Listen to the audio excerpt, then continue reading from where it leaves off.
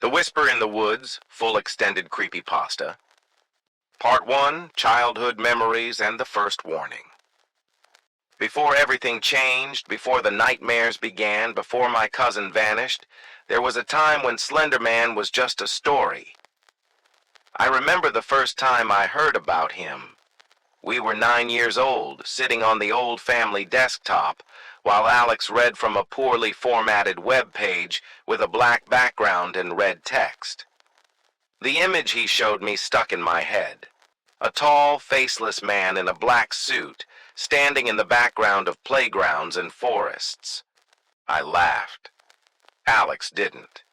He said he'd seen that figure before, near the tree line behind his house. I told him he was full of it, but that night, I couldn't sleep. I kept staring out my window, waiting to see a tall shadow in the moonlight. As we grew older, Slender Man became a joke between us. "Watch out," Alex would say when we played near the woods. "He only takes the ones who laugh." But something changed the summer we turned 17. One afternoon, Alex came to my house pale and shaken. He said someone had left a piece of paper taped to his window. It had a drawing, a stick figure with no face, tall and slender, standing beneath scribbled trees. Underneath it, "Don't look. He sees." His parents thought it was a prank. I wasn't so sure.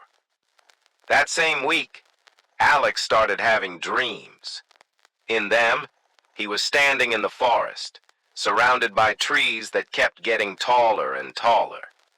He said he never saw anything, but he always woke up with a nosebleed, sometimes with dirt under his fingernails. Part 2, The Camping Trip and Disappearance. Alex had an idea. He wanted to face it. "What if we go out there, just one night in Black Hollow?" Black Hollow wasn't on most maps. It was a patch of old-growth forest known by locals for its strange silence.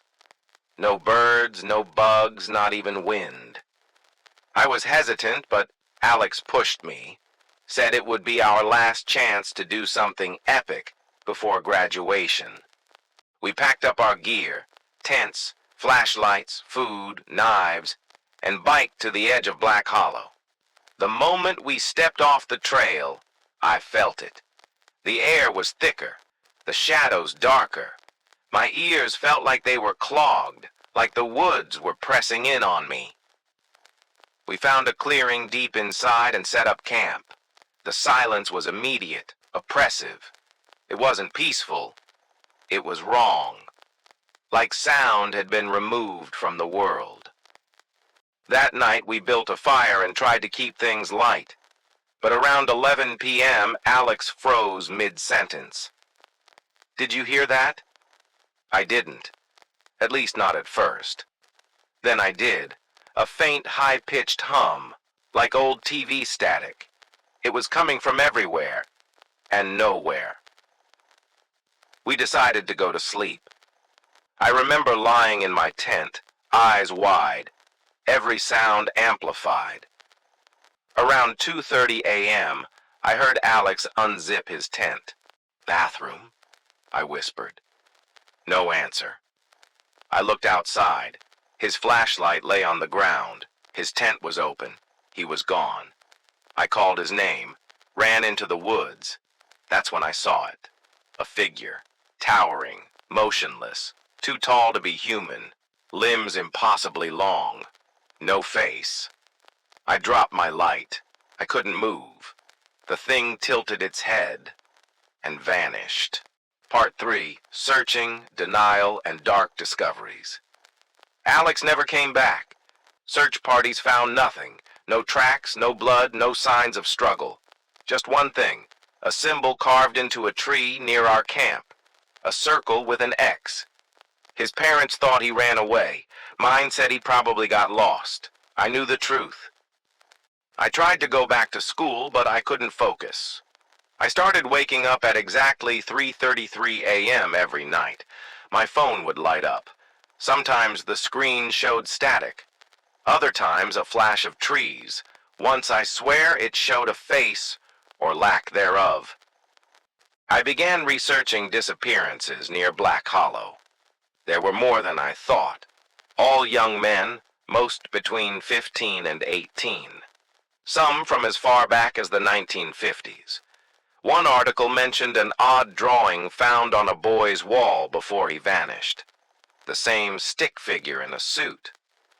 I visited the local library and found archived police reports. Most were inconclusive, but one officer, now retired, had scribbled a note on a report. Tall man in the trees, not human.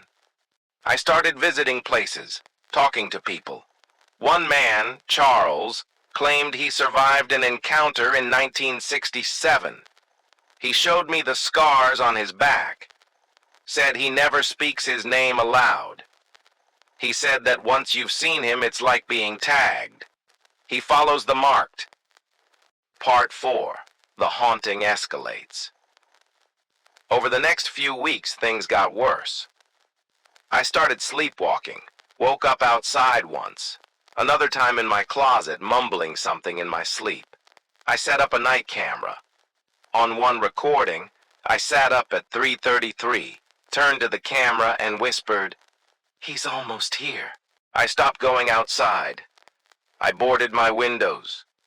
I stopped answering messages. One morning I found a photograph slipped under my door. It was me and Alex at the campfire, but the image was taken from the tree line. Behind us, in the shadows, was a faint shape. I burned it. That night, I had a dream. I was back in Black Hollow. Only this time, the trees were wrong, twisted, unnatural. I walked for hours but never left the clearing. Then he appeared, not walking, gliding. I couldn't scream, couldn't move. He reached for me. I woke up with bruises on my arms. Part 5. The final warning. Now I live alone. My parents moved out of state. I told them I needed space, but really I was protecting them. I haven't slept in 3 days. Every night the whispering gets louder, the static more intense. I see the symbol carved in my dreams, in reflections, in condensation on my mirror. Last night, I found Alex's other shoe at the foot of my bed. Tonight, I know he'll come. If anyone finds this, if anyone's reading, stay away from the woods. If you hear the static, if you dream of trees, if you wake at 3:33 and your phone is on, it's already too late. He doesn't just come for the lost. He comes for the ones who remember. He comes for those who know.